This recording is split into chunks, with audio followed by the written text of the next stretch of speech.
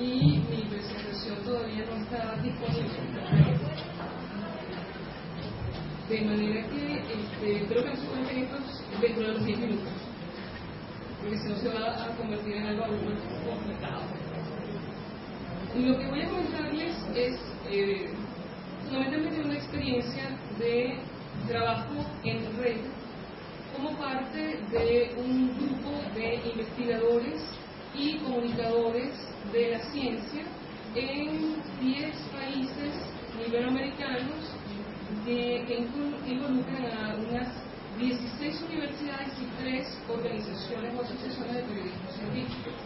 La pregunta fundamental que nos hacíamos todos, de una u otra forma estábamos relacionados, nos conocíamos ya sea por nuestro trabajo como comunicadores, periodistas científicos o divulgadores científicos y como académicos, pero nunca habíamos decidido trabajar en red. La decisión entonces partió de la pregunta inicial, que creo que es la pregunta que nos hizo el profesor hace unos minutos: ¿qué hace la gente con la información sobre ciencia? ¿Cómo la consume? ¿Si es que la consume?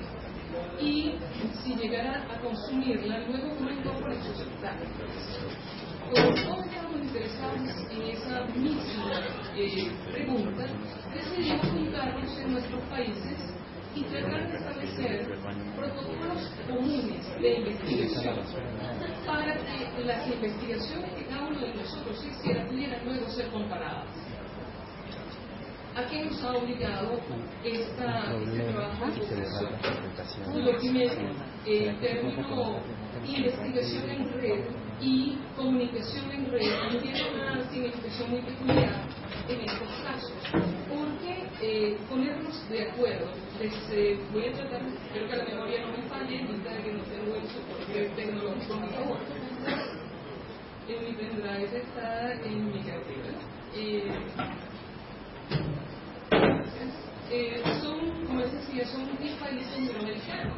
Los dos de España, perdón, los dos de Europa son España y Portugal, y en nuestro continente participan México, Colombia, de México la UNAM, de Colombia la Universidad Javeriana,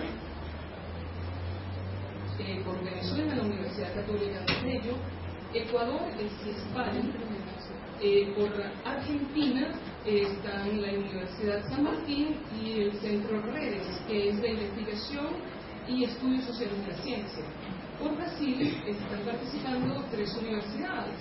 En realidad, el Museo de la Vida de la Fundación Valdo Cruz, que es el equivalente al Ministerio de Salud en Brasil, una de sus áreas de investigación y desarrollo en materia de salud más importantes, es la Universidad de Río de Janeiro y la Universidad de Minas Gerais.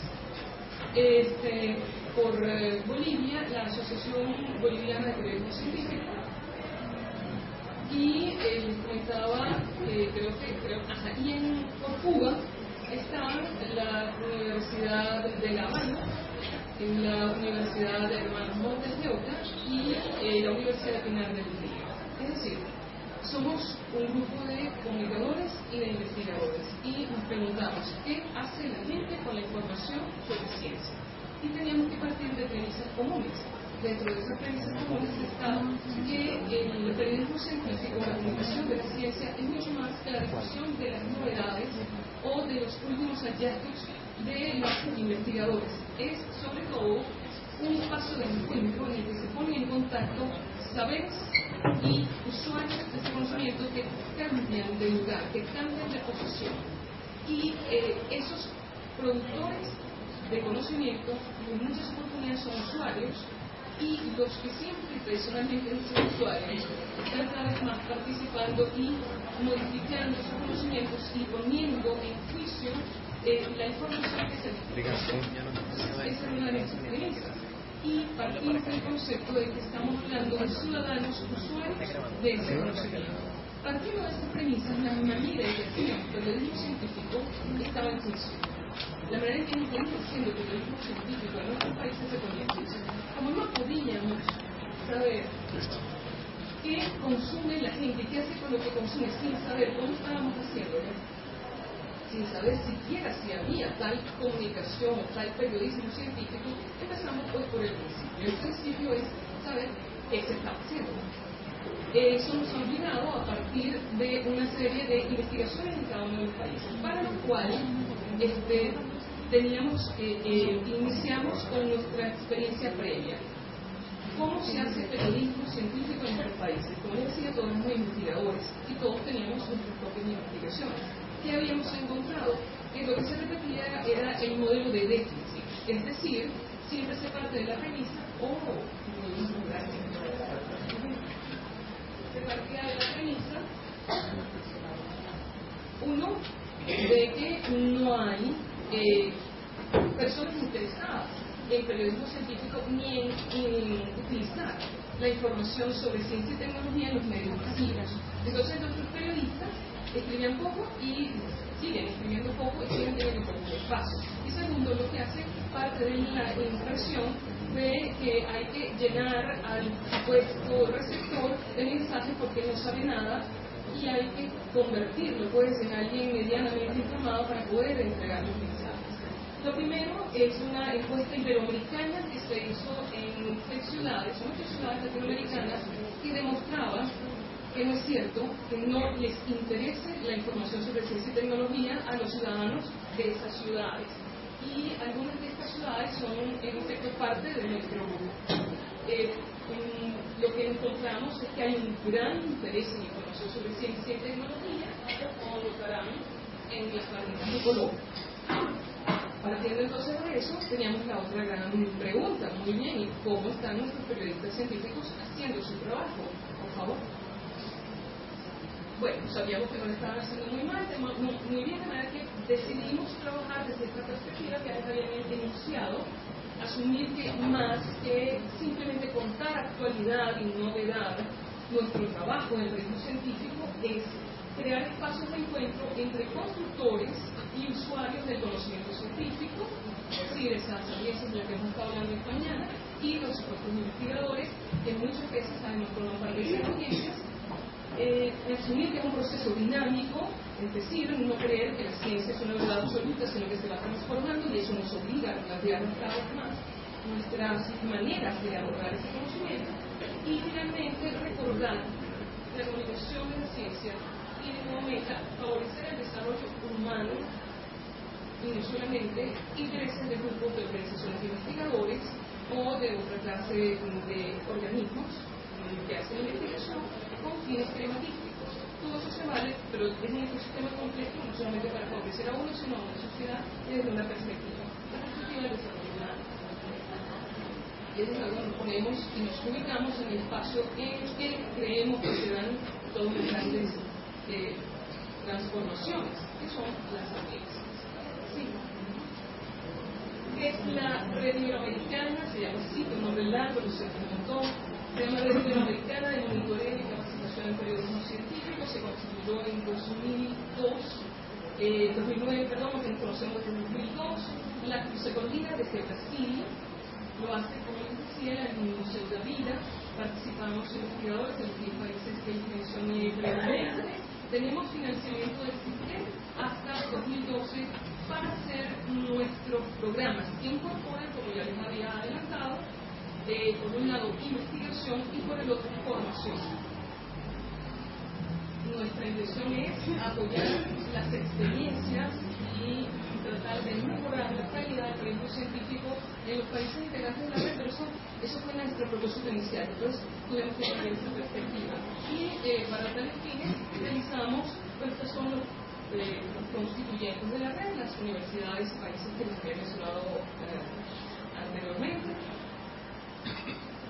Es una experiencia compleja en la medida en que no solamente están en las distancias, sino también en las diferentes prácticas y visiones del periodismo científico que nos hemos encontrado. Bueno, ya sabíamos que teníamos que comunicarnos online, que todo nuestro trabajo iba a ser a distancia y eso nos puso frente a varios retos.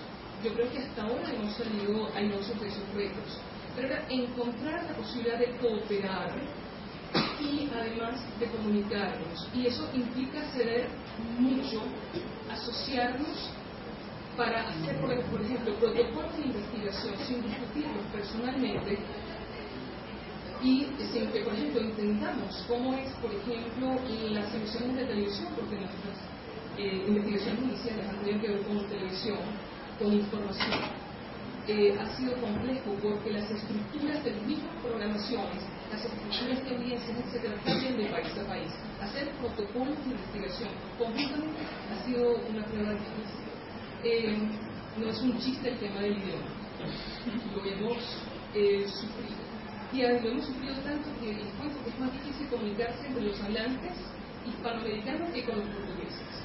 A veces las dificultades, por ejemplo, para entendernos con las personas de, por ejemplo, de México o de Argentina, para entender una misma práctica comunicativa, son importantes.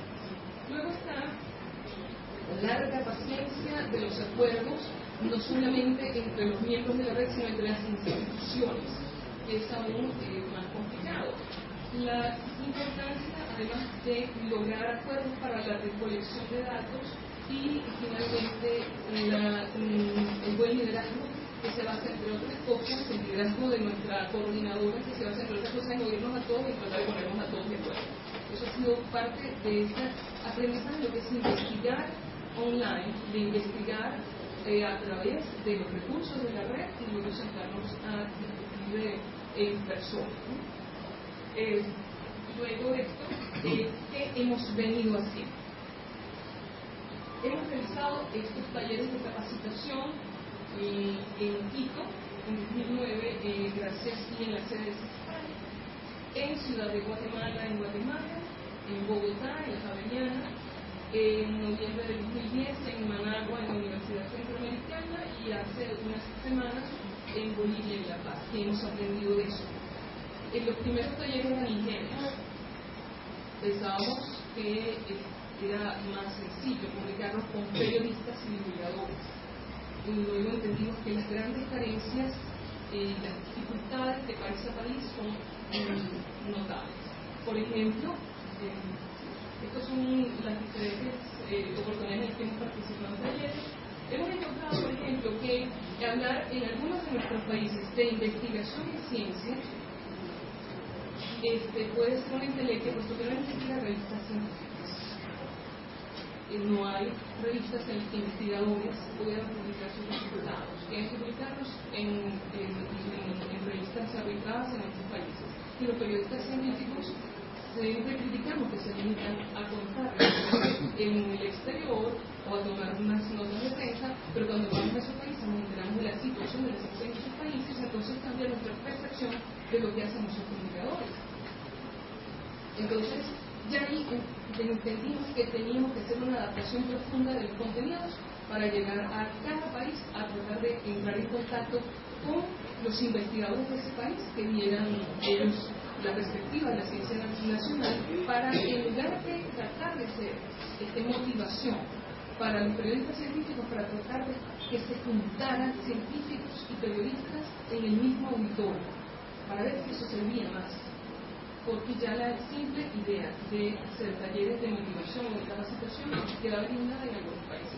Entonces hemos ido variando nuestras estrategias y parece que la que está funcionando mejor hasta ahora es juntar a divulgadores, a investigadores, a responsables de políticas y a estudiantes de comunicación social juntos para que se conozcan y lo encuentren como bien haciendo. Hasta ahora es lo que ha venido funcionando.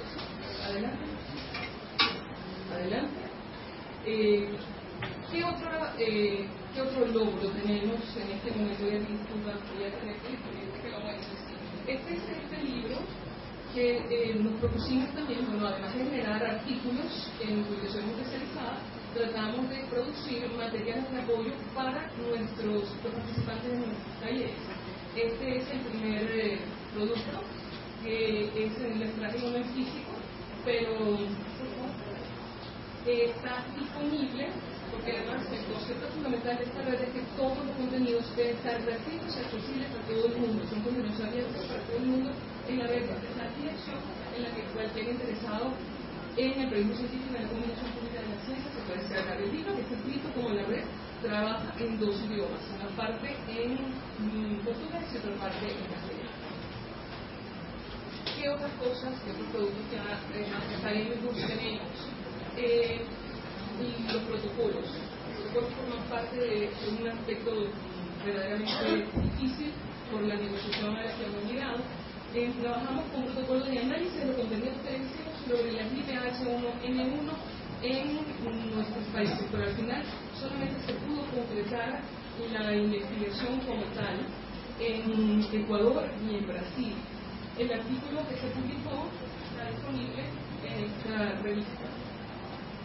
Luego, un protocolo específico para análisis de contenido de cambio climático que ya están analizándose en Brasil, Ecuador y Argentina sobre los contenidos en los telediarios. La premisa fundamental que tuvimos todos fue analizar el noticiero, en el noticiero estelar de la emisora de señal abierta de mayor rating en cada uno de nuestros países. ¿Se cuento de eso? Luego está la producción de un protocolo para análisis de contenido de ciencia y tecnología en los telediarios. Salimos de las particularidades, cambio climático, H1N1 y entender cómo era la investigación de ciencia y tecnología en los telediarios. ¿Ustedes no me ven para nada? Sí.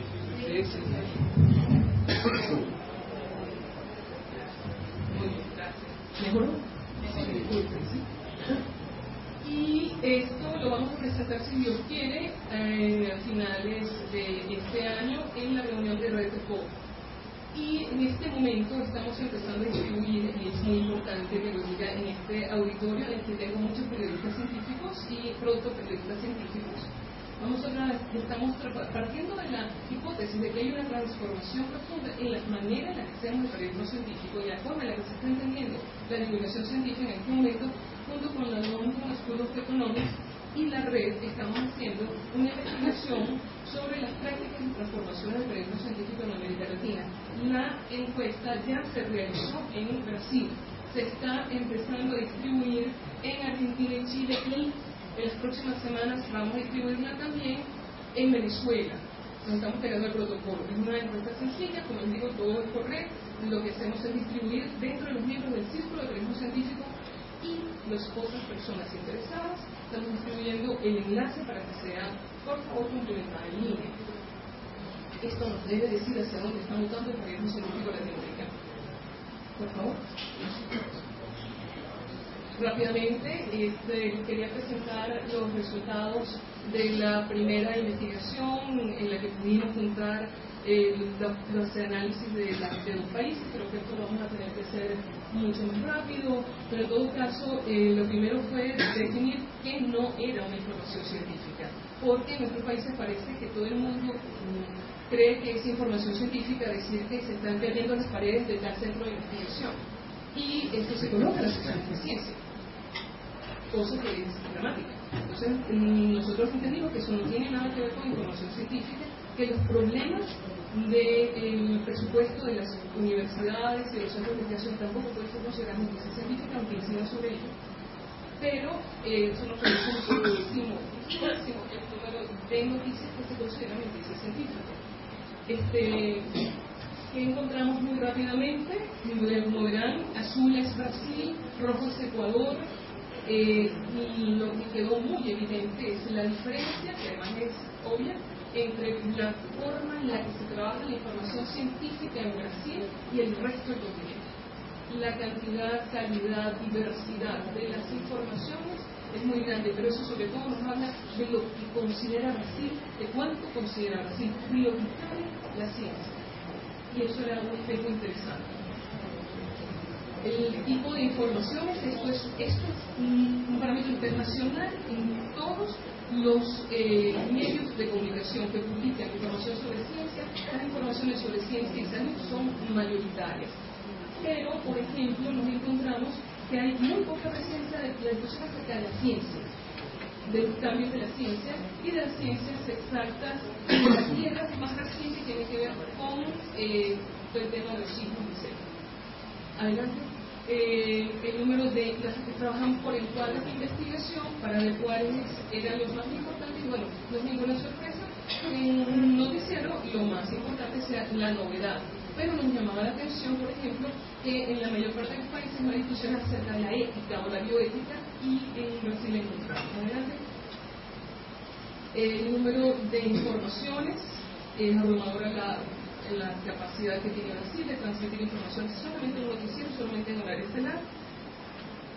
Luego, el número de notas sobre cada una de estas fuentes de información, el número de científicos y de personas que participan, que nos habla de la amplitud o pluralidad de la información. Por ejemplo, encontramos que en Ecuador no hay presencia de mujeres investigadoras nunca, y en Brasil la mitad de los entrevistados eran mujeres. Eso puede hablar de la ciencia, pero sobre todo habla de la perspectiva de quien hace la información también, ¿no? Y luego la constatación de que si en un país la ciencia y la tecnología se consideran fundamentales en términos de qué hacer, es más fácil que eso se refleje en sus noticieros. Y bueno, como conclusión, ¿cuáles son los desafíos que en este momento nos estamos planteando como reto? Bueno, proponer, motivar mecanismos para incrementar el espacio para ciencia y tecnología en medios masivos, que siguen siendo los medios que cubre bastante, la calidad de la cobertura de ciencia, y estamos trabajando en ello con toda la motivación sobre formación para periodistas científicos en espacios extra académicos, incrementar la relevancia local, porque de nuevo parecería que la ciencia importante es la ciencia que se hace en los países desarrollados, y que no encontramos para nada investigación de nuestros países vecinos. Entonces, tratar de conseguir espacios para mostrar la investigación que se hace entre nuestros vecinos latinoamericanos, crear oportunidades de capacitación no solo para periodistas sino también para divulgadores, y oportunidades para compartir experiencias también en el ámbito virtual. Dentro de los proyectos está utilizando la red de Museo da Vida, utilizando el site del Museo da Vida, crear posibilidades de encuentro virtual. Muchísimas gracias por la oportunidad.